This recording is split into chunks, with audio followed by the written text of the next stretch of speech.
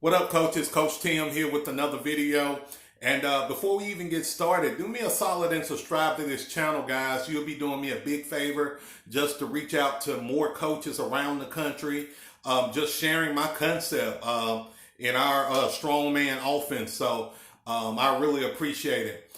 So in this video, we're going to talk about the 300 formation concept out of the Beast. We like to call it 300 simply because if anybody's seen the movie 300, this formation kind of looks like their formation in the movie. And this particular formation is one of our specialty formations from our Beast set, or we like to call it the tank set.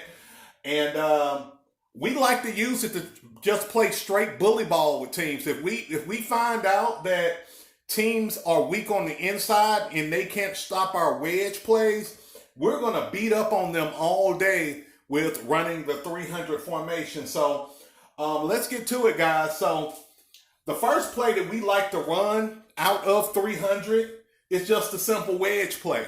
If we're beating teams up in our base beast set and we're running power, and they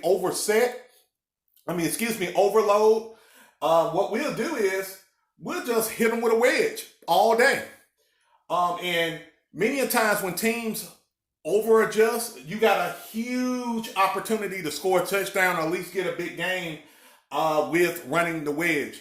Now, another thing that we love to do, and I love trick plays and trickery and things of that nature, you can always run a fullback wedge and you can sell the power play. You can either have this quarterback spin off like he got the ball and running, or you can just, especially if you're beating teams up, you can just fake like you're running the power play, give it to your fullback, have your line continue to run that wedge, and you can have a really large game. Now, I can say without a doubt the wedge is like one of my favorite plays out of the Beast for the simple fact it's so unstoppable. You have so many numbers at the point of attack. It's just hard for teams to consistently stop you.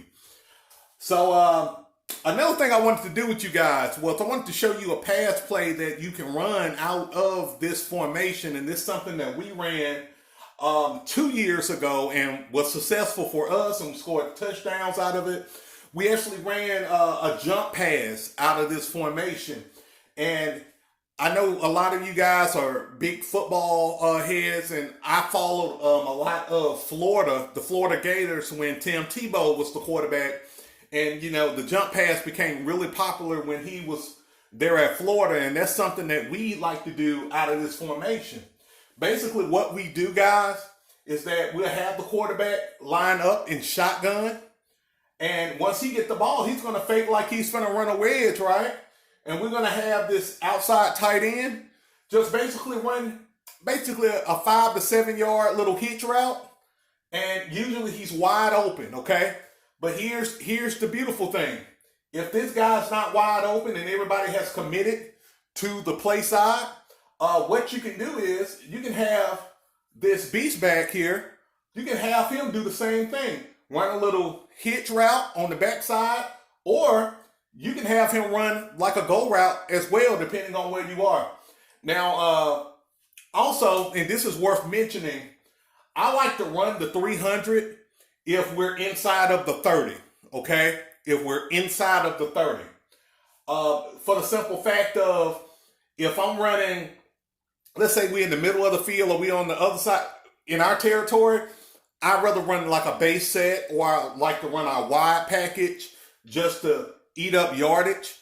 And like I said, this formation is so compact and a lot of it is meant to just destroy the inside.